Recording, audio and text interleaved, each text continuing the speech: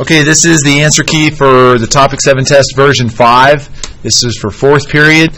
Right off the bat, the two questions for interpreting functions was the average rate of change of a trig function and sketching a quartic function.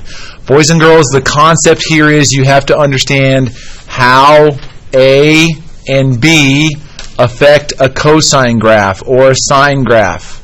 You have to go back and know that this is the basic shape of a sine graph. The A amplitude stretches the maximum and minimum values, and the B value for every cosine or sine, remember that the period is 2 pi over B. What is B? It's 1/4. What's 2 pi divided by 1/4? I did it right here. It's 8 pi. So in one cycle, we reach up to 8 pi. That's going to help you find out what are the y values on the interval you're given. And that's how you calculate the average rate of change. For this one right here, you had to recognize you had a double root, and it bounces off, right there, and correctly calculate the y-intercept and then draw it correctly. End behavior, I had a student get the end behavior wrong. Look, this is a positive, this is a positive, this is a positive, this is a positive. So your first term is x to the 4th. Okay? What is the end behavior for x to the 4th? Well, it's positive 1, so the right end's up. Even exponent, so the left end matches. Okay, faster and funnier. For building functions, this is the rational parent, for the love of God. Everybody remember, this is what y equals 1 over x looks like. Please remember that. The rational parent is not a line or a parabola or any other junk. This is the rational parent. Then all you have to do is add the h and k you're given. You're given the h and k. Remember, h lies. So that h, the asymptotes move left 4 and up 3. And just redraw your branches. And for this one, this is what I had a kid last class. Students are still unable to do the algebra and correctly double distribute and then multiply by -5. Exponents first. That double distribution becomes this trinomial, and then you multiply by -5. That's the order of operations, boys and girls. There's nothing heavy here, except you guys have got to remember how to multiply correctly. Okay? And then combine like terms correctly. Let's go to the next page. Okay.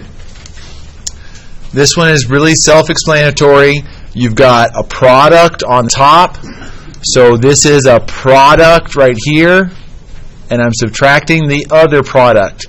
This is quotient property, dividing, so I'm subtracting the other product.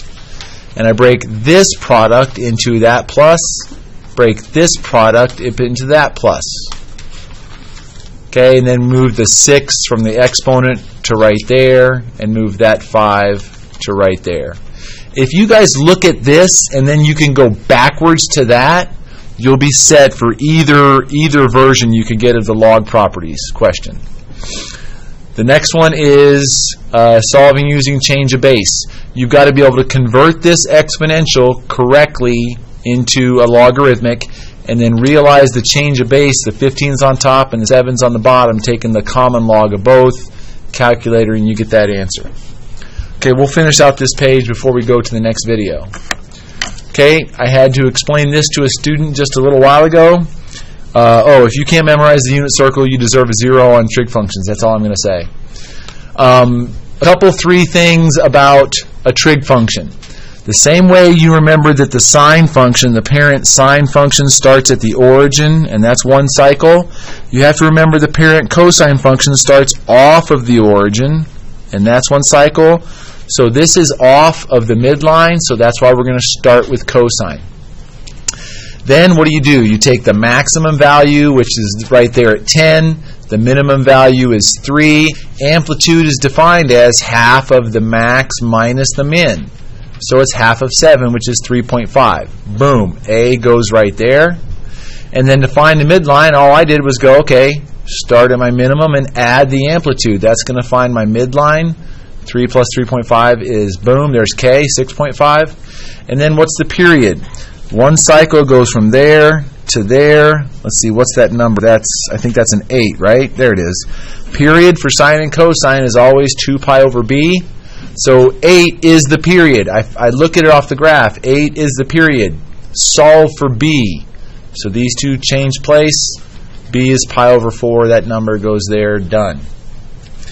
Now, for creating and reasoning with equations, have to again realize the log property. That 2 goes inside, and once the bases are equal, you set the arguments equal. The argument is x squared. The argument is 13x plus 48. Set them equal. Get everything to the left side, and then factor. This is a simple trinomial. It's negative 16 plus 3, but the zero product property, positive 16. We can't have negatives go inside the argument because logs are not defined for negative values, so that's extraneous. Lastly, the mixture problem. You have two different things, the amount and the amount you're given for the things, the percent they are. This is the final percent that the problem says that you're supposed to have. So you add, that's how I got these two. You multiply to get those two over there. 7 times 0.65 is 4.55. So when you have x plus 7 times 0.35, that's right there, it equals the other one, and then this is just calculator stuff. And if you calculated, this one was nice, it turned out to be exactly 14 liters of the second solution, or the first solution. Alright, that's long enough for that video. 6-minute video, wow.